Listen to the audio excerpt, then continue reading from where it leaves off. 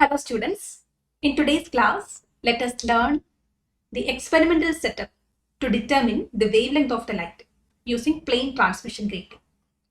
For this, we use the equation that is already known to us, which is A plus B sine theta equal to m lambda.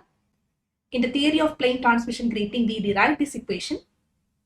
The diffraction phenomenon observed in plane transmission grating follow this equation. What are the various variables here? A is the width of the transparent region and B is the width of the opaque region in the plane transmission grating.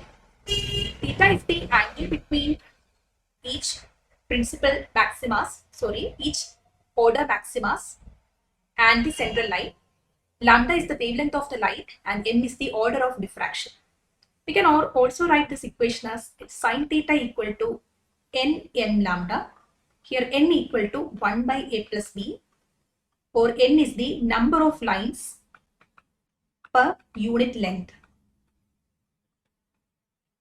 Now, given this equation, let us look into the experimental part of finding the wavelength. The apparatus that is used to find the wavelength is the spectrometer.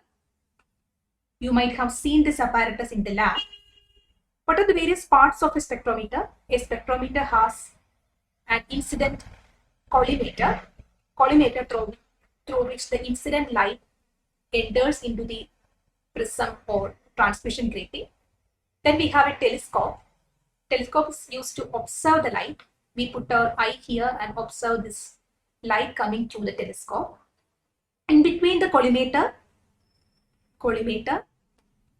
and the telescope, we have the prism table upon which we mount prism or the plane transmission grating through which the light passes. And below that, we have the vernier table. On the vernier table, we have two verniers, vernier 1 and vernier 2. It is used to take readings. The vernier 1 and vernier 2 will show you angles, and you can measure the angle through which the telescope or the vernier table rotates by using these verniers, vernier 1 and vernier 2. Above that, we have prism table upon which we mount the prism or grating. So this is the grating. Inside this, we have plenty of lines. You cannot see these lines because they are very small. And here, a marking is here, 15,000 lines per inch. That indicates the n value. From that, you can calculate how many lines are there per meter. That is the number of lines per unit length, which is the n. So that is a constant value that depends on the grating that we are actually using.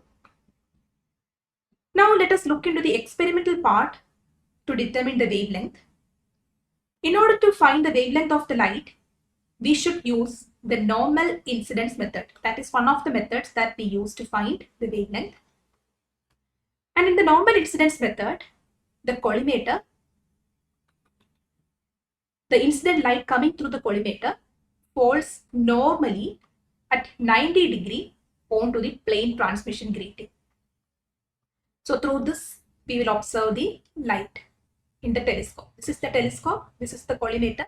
So the light ray will fall at 90 degree, exactly at 90 degree onto the plane transmission grating. So it should be aligned at 90 degrees. How can we do that? That is one part of this experiment. We will come back to this arrangement of normal incidence at the last part of this video. First, let us move and look into the core part of this experiment, that is finding lambda. After that, we will come back and study normal incidence method. So let us assume that the grating is already arranged at 90 degree to the incident light. And through the collimator, the incident light is falling onto the grating. And after diffraction, we can find the diffraction pattern over here. We are observing using telescope, and the telescope can be moved to different angles. And if you move to different angle, you will be able to watch different maxima. The first order maxima is at one particular angle theta 1. Then there will be second order maxima at another angle theta 2. Similarly, on to the other side as well, you have first order and second order maxima. What you will do is that you observe using this telescope various maximas, first order maxima, the second order maxima on both the sides. And from that, you will be able to measure this theta value corresponding to various maximas. In fact, we are measuring this 2 theta value. The angle between two first order maximas will be 2 theta, right? If this is theta, then this angle will be 2 theta.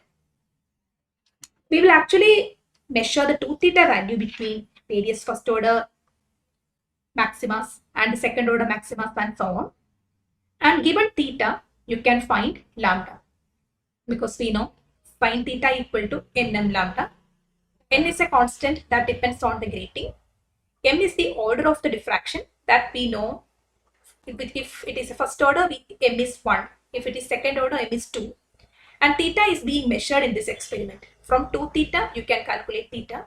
And if these values are known, from that, you can write lambda equal to sine theta divided by n. Then for the second order maxima 2, you repeat this, you find 2 theta, and in that case, m will be 2. And then you can find lambda value. You repeat it for various order maximas, and from the mean value of this lambda, you can find an approximate value of the wavelength of the incident light. So this is the experimental setup that we have to measure the wavelength.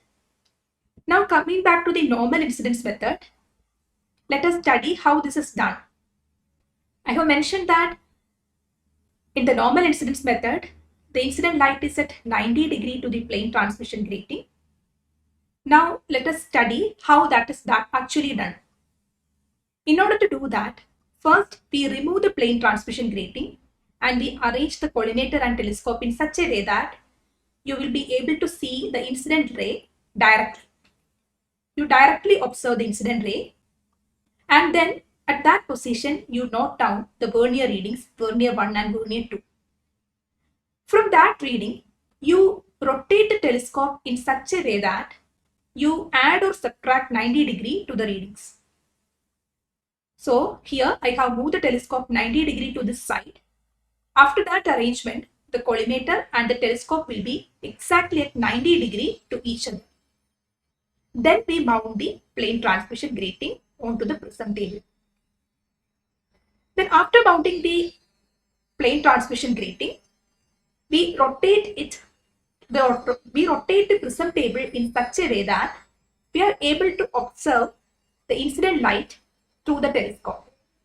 The incident light will fall onto the grating and will be reflected onto the telescope. In fact, due to the laws of reflection, that will happen at 45 degree alignment. If the incident angle and the angle of reflection are equal, that is equal according to the laws of optics, then the plane transmission grating in this position should be at 45 degree alignment to the collimator and the telescope. So from that particular angle, you note down the vernier readings and you rotate the plane transmission grating together with the prism table 45 degree to one side, to this side, such that the plane transmission grating will be at 90 degree to the incident light. So here it is 45 degree, you rotate it 45 degree to the other side so that the plane transmission grating is perpendicular. Now we can see that the collimator, the incident light is perpendicular to the plane transmission grating. After that, you move the telescope back to the initial position and you put it here. Now the incident light and the plane transmission grating are normally aligned. Incident light is normally hitting on to the plane transmission grating. The diffraction phenomenon will be happening and you will observe that through the telescope. So this is the normal incidence method that we use in the lab. I hope that is clear for you. Now you can revise the core part of this experiment too, lambda equal to sine theta by nl, and how each of the variables are found out through the experiment. I hope this part is clear for you. Thank you.